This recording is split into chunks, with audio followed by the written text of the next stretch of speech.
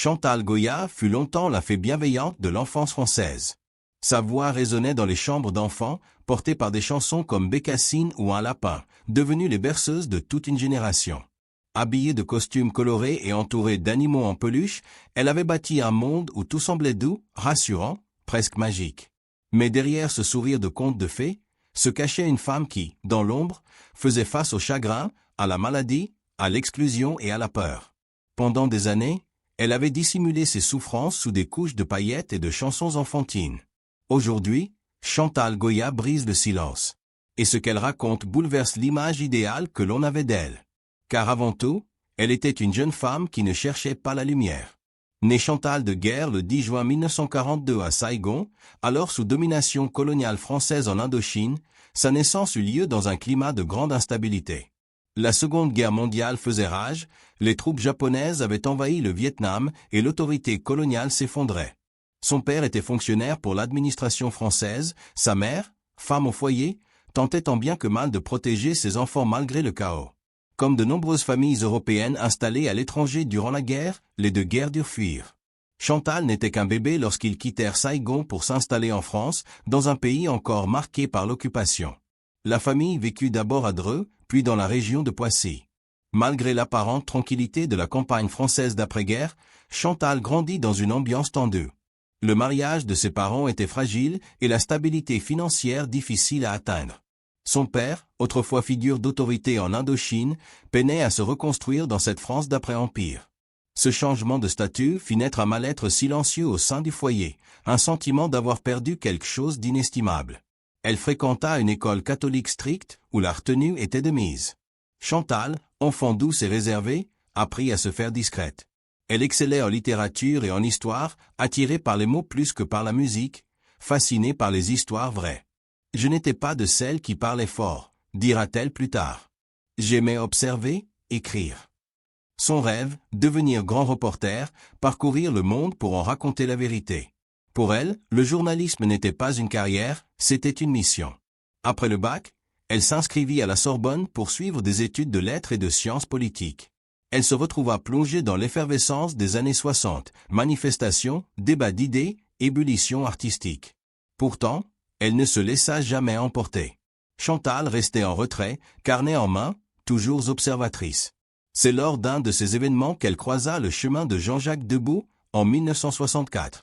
Il était son opposé, expansif, passionné, ambitieux. Déjà célèbre pour ses collaborations avec Johnny Hallyday et Sylvie Vartan, il fut immédiatement séduit par la délicatesse de Chantal. Il la poussa à chanter, bien qu'elle n'y ait jamais songé. Elle avait peur, chanter en public la paralysait. Mais Debout insista, et elle finit par accepter.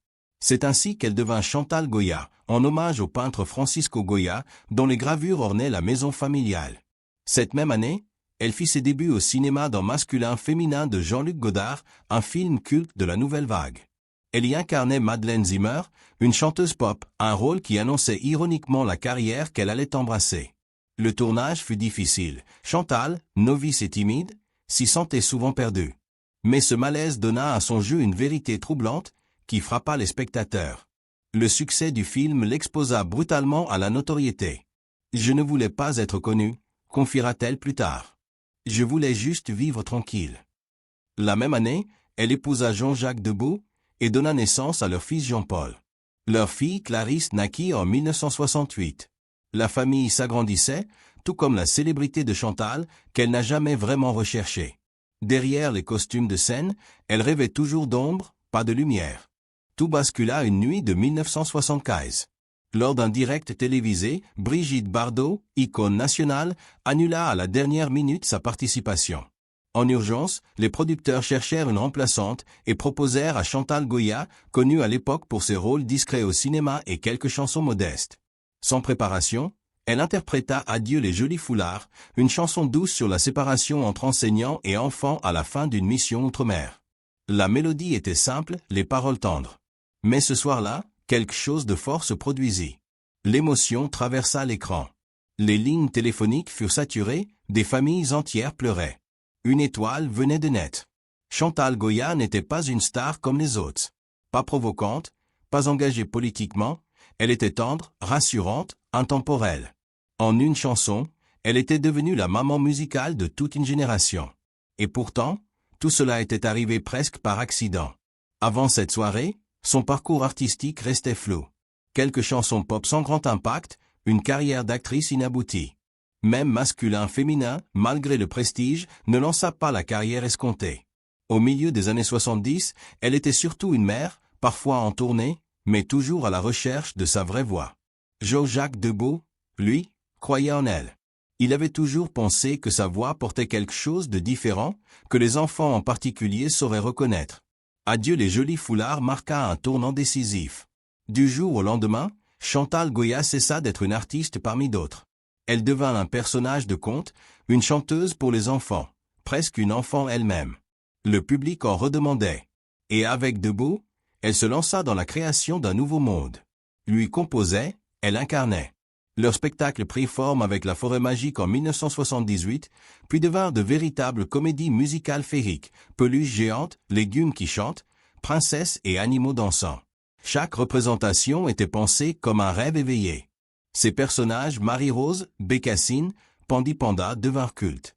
Les salles se remplissaient en quelques heures. Des écoles entières s'y déplaçaient. Mais derrière la scène, une transformation plus discrète s'opérait. Chantal ne jouait plus seulement un rôle, elle devenait ce personnage.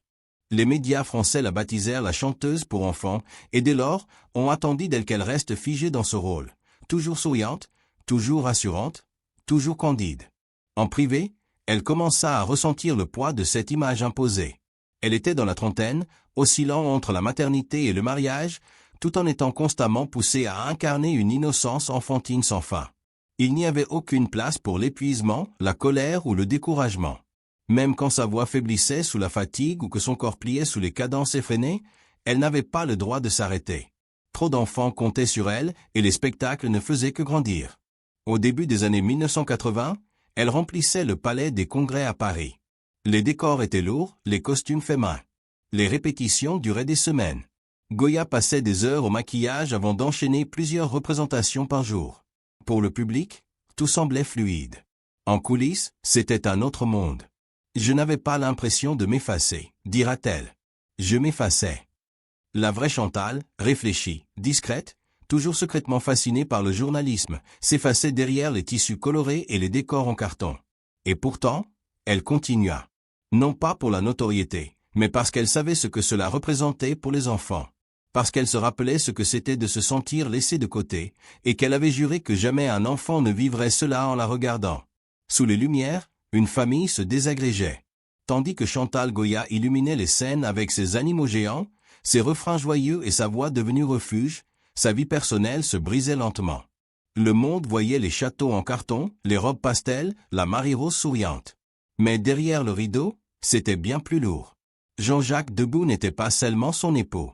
Il était l'inventeur de son personnage, le compositeur de ses chansons, celui qui avait dit un jour « Je veux créer un monde où les enfants peuvent rêver ». Ensemble, ils avaient tout bâti. Lui écrivait, elle donnait chair à ses visions. Mais leur lien, autant sentimental qu'artistique, était devenu un terrain instable. Travailler ensemble, vivre ensemble, élever leurs enfants dans la lumière permanente ne laissait aucune échappatoire. Au fil des années, les tensions grandirent. Les spectacles, bien que plébiscités, coûtaient cher à produire. Des erreurs de gestion, des maladresses logistiques et des changements dans les goûts du jeune public rendirent l'équilibre financier précaire.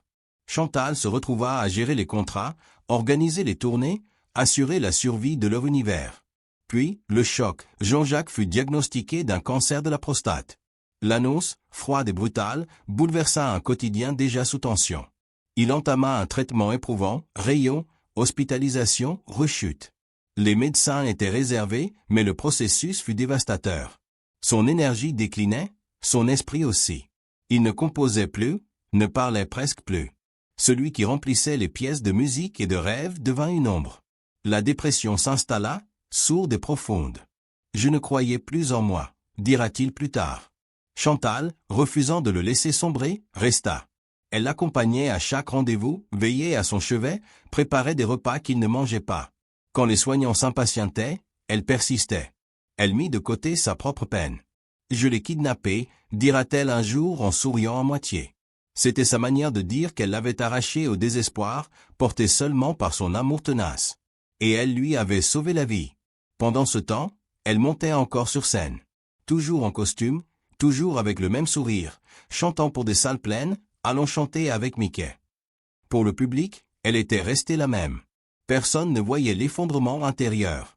Ses enfants avaient grandi, pris leur envol. Mais la maison semblait plus vide que jamais. Elle rentrait après les spectacles pour s'asseoir seule dans la cuisine, espérant que l'homme à l'étage lui adresserait un mot. Sa voix, pleine d'allégresse sur scène, portait en silence des fêlures invisibles. Et malgré cela, elle continuait. Car arrêter, c'était reconnaître la fragilité de tout ce qui l'entourait. Alors, elle chantait. Non pour fuir, mais parce qu'elle n'avait plus d'autre refuge, parce qu'elle avait besoin des applaudissements pour couvrir le silence. Car même le chagrin, chez Chantal Goya, portait un déguisement. Le temps avançait, la douleur aussi. À un âge où d'autres auraient quitté la scène, elle fit le contraire. Elle y retourna.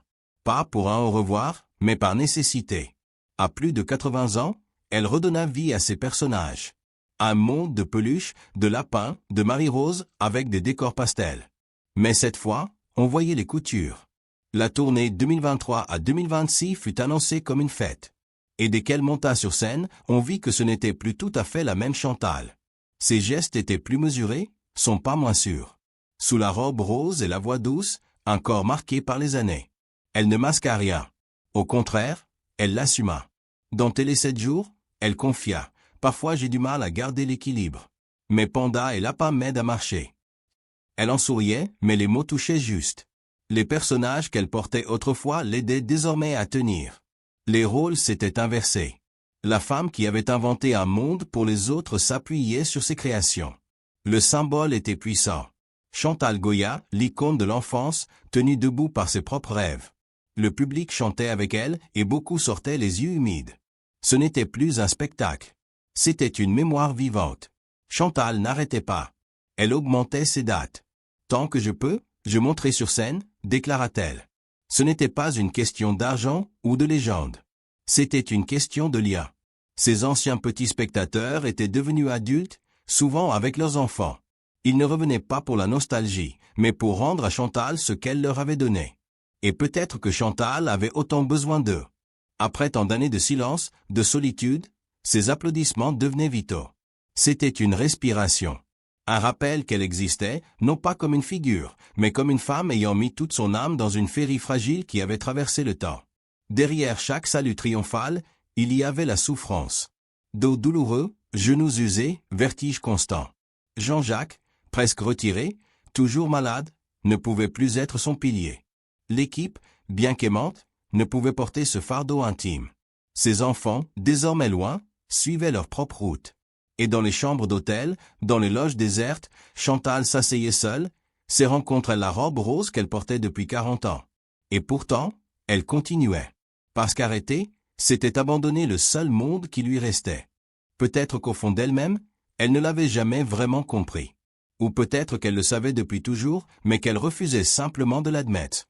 Car Chantal Goya redoutait une chose, que le jour où la musique s'arrêterait, le silence devienne trop lourd à porter. Pour elle, la scène n'a jamais été un tremplin pour briller, ni un miroir pour flatter l'ego. C'était un refuge, un sanctuaire. Le seul endroit où, pendant 1 heure ou 2, elle existait pleinement. Là où elle était regardée, écoutée, ressentie. Là où elle se sentait vivante, portée par les mêmes rêves qu'elle avait jadis donnés aux enfants. Et maintenant, plus que jamais, elle n'arrive plus à le cacher. Ce qu'elle ressentait vraiment. Ce qu'elle taisait depuis des années. Durant toute sa carrière, Chantal Goya n'a jamais cherché à se faire plaindre. Même quand les critiques l'attaquaient, la traitant de « dépassée », de « nunuche », de « chanteuse pour bébé », elle n'a jamais baissé la tête. Quand les producteurs lui ont tourné le dos, quand la mode est passée à autre chose, elle n'a pas imploré, elle s'est relevée seule, sans faire de bruit. Et quand la nouvelle génération l'a regardée de haut, qualifiant son travail de ringard, d'inutile, elle n'a pas protesté. Elle a continué à remplir les salles. Elle a persisté là où tant d'autres auraient abandonné. Mais aujourd'hui, à plus de 80 ans, elle laisse enfin tomber le masque. Elle dit ce que beaucoup pressentaient depuis longtemps, que ce rôle, cette image d'éternelle Marie-Rose, a été à la fois une bénédiction et une prison. J'étais juste une fille qui voulait écrire, a-t-elle avoué récemment, la voix douce, les yeux un peu ailleurs. Et je suis devenue quelqu'un d'autre. Je suis devenue l'idée que les gens se faisaient du bonheur. Et je ne savais pas comment dire non. C'est là toute la tragédie silencieuse de Chantal Goya. Elle ne s'est pas perdue dans le succès. Elle s'est dissoute dans l'attente des autres. Elle a incarné un idéal rassurant pour des millions d'enfants, mais a peu à peu oublié ce que cela signifiait pour elle, en tant que femme. Même ses prises de position, pourtant rares, ont laissé des traces. Soutenir certains candidats, s'opposer à des lois, chaque mot prononcé en deux